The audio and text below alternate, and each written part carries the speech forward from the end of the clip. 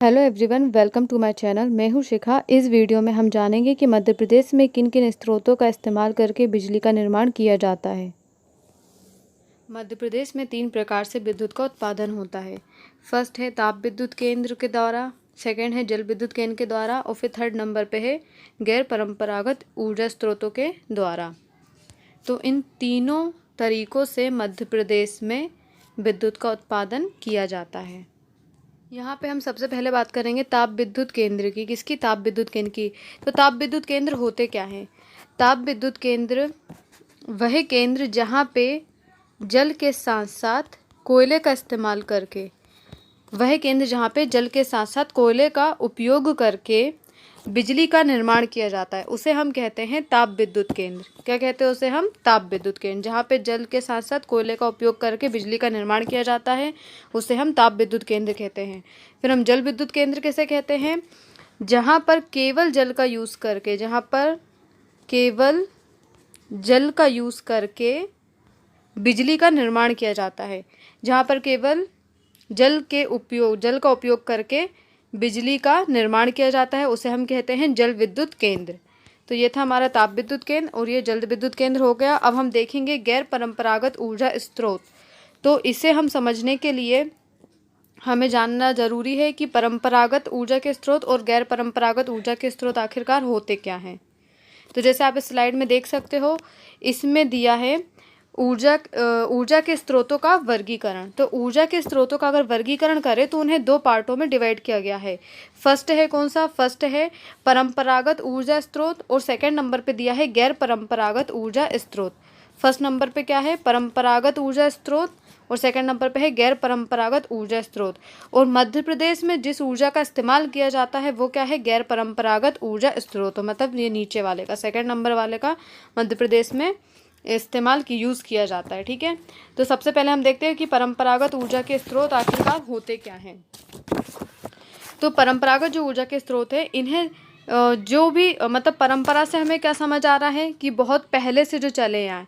तो परंपरागत ऊर्जा के स्रोतों का उपयोग लंबे समय से हो रहा है। परंपरागत जो ऊर्जा है, इनका उपयोग जो है वो कैसे हो रहा है?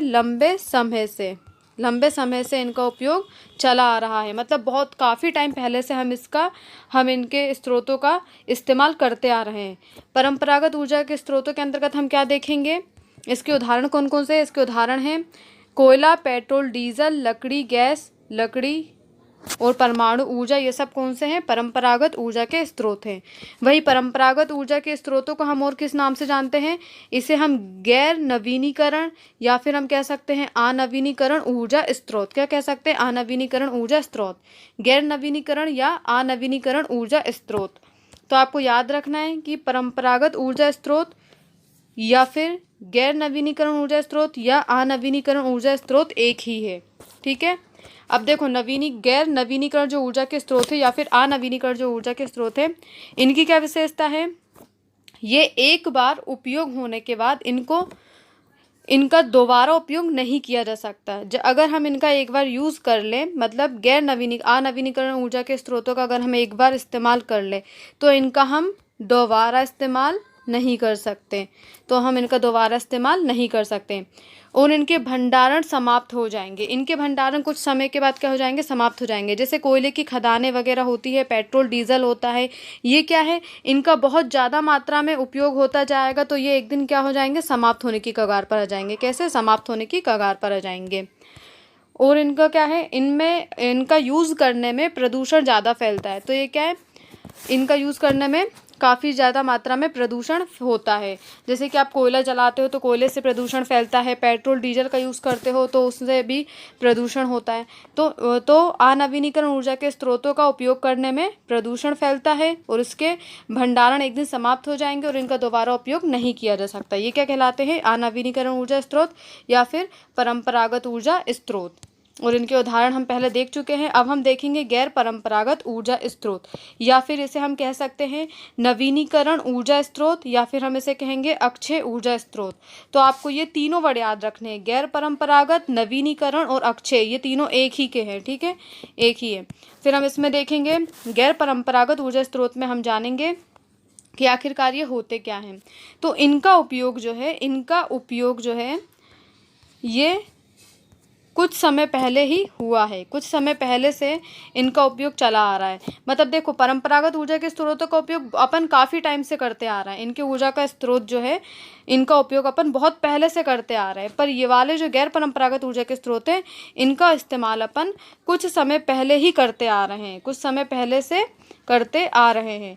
और इसके अंतर्गत कौन कौन सी ऊर्जा स्रोत मिल सकते हैं आपको? सौर ऊर्जा मिल सकती है, तापीय ऊर्जा मिल सकती है। इसके अंतर्गत आपको क्या मिल जाएगी? सौर ऊर्जा देख सकते हो आप, या फिर आप देख सकते हो ज्वारीय ऊर्जा, फिर आप वहीं पे जैविक ऊर्जा, परमाणु ऊर्जा, ये सब किसके अंतर्गत आ जाएंगी? गैर परंपरागत ऊर्जा स्रोत के अंतर्गत। किसके अंतर्गत? गैर परंपरागत ऊर्जा स्रोत के अंतर्गत। गैर परंपरागत ऊर्जा स्रोत को हम क्या बोलते हैं? नवीनीकरण या फिर अक्षय ऊर्जा स्रोत। तो नवीनीकरण में क्या होता है? एक बार उपयोग होने के बाद दोबारा भी उपयोग में लाया जा सकता है। इसमें क्या होता है? अगर हम एक बार इसका यूज़ कर ले तो हम दोबारा भी इसका यूज़ कर सकते हैं। ठीक है, किसमें? नवीनीकरण ऊर्जा के स्रोतों का हम दोबारा इस्तेमाल कर सकते हैं। जैसे कि आप सूर्य की अगर ऊर्जा का उपयोग करते हो तो आप इसका इस्तेमाल दोबारा भी कर सकते हो। ऊर्जा के स्रोतों में जैसे सौर ऊर्जा, जैव ऊर्जा, पवन ऊर्जा, भूतापीय ऊर्जा, ये ऊर्जा के कुछ ऐसे स्रोत हैं जिनका भंडार पृथ्वी पर कभी समाप्त नहीं होगा। ये पृथ्वी पर हमेशा अवेलेबल रहेंगे। ठीक है, तो इनके भंडार जो है पृथ्वी पर कभी समाप्त नहीं होंगे। और इनमें क्या होता है? इनका इस्तेमाल करने में प्रदूषण नहीं होता, इनका इस्तेमाल करने में प्रदूषण नहीं होता। जबकि हमने क्या देखा था? परंपरागत ऊर्जा स्रोतों का इस्तेमाल करने पे प्रदूषण होता है। जैसे कोयला, लकड़ी, पेट्रोल, डीजल का इस्तेमाल करने में प्रदूषण हो रहा था, पर गैर परंपरागत ऊर्जा का इस्तेमाल करने में प्रदूषण नहीं होता है। ये पर्यावरण को किसी प्रकार की हानि नहीं पहुंचाते हैं।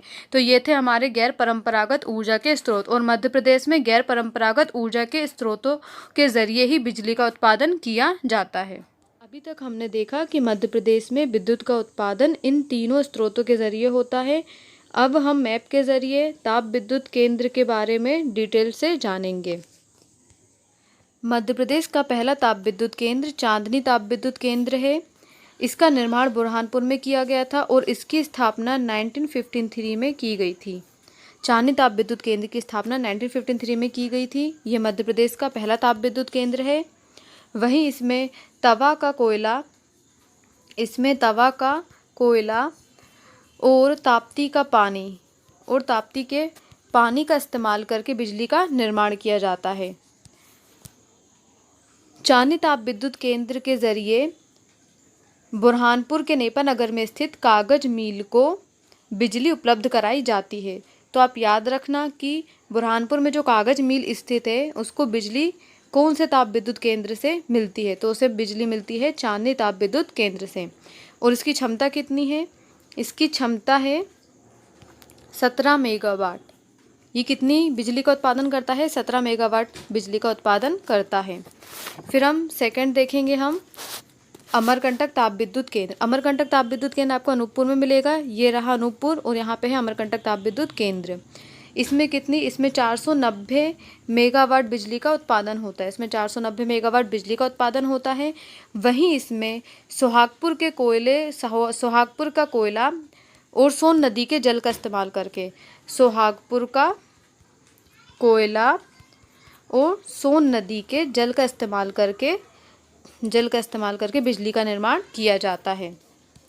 फिर हम नेक्स्ट देखेंगे सतपुड़ा सारणी ताप विद्युत केंद्र। ये ताप विद्युत केंद्र आपको कहाँ में मिल जाएगा? बैतूल जिले में देखने को मिलेगा सतपुड़ा सारणी ताप विद्युत केंद्र।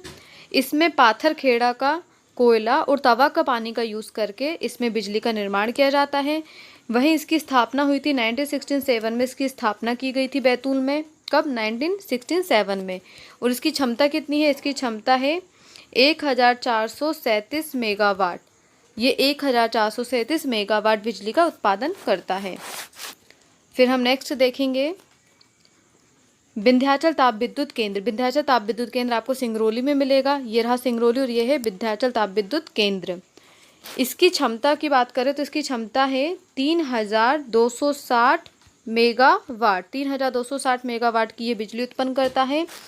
अगर इसका सबसे मेन इम्पॉर्टेंट पॉइंट क्या है कि ये जो है वो मध्य प्रदेश का सबसे बड़ा ताप विद्युत केंद्र है। ये क्या है? मध्य प्रदेश का सबसे बड़ा।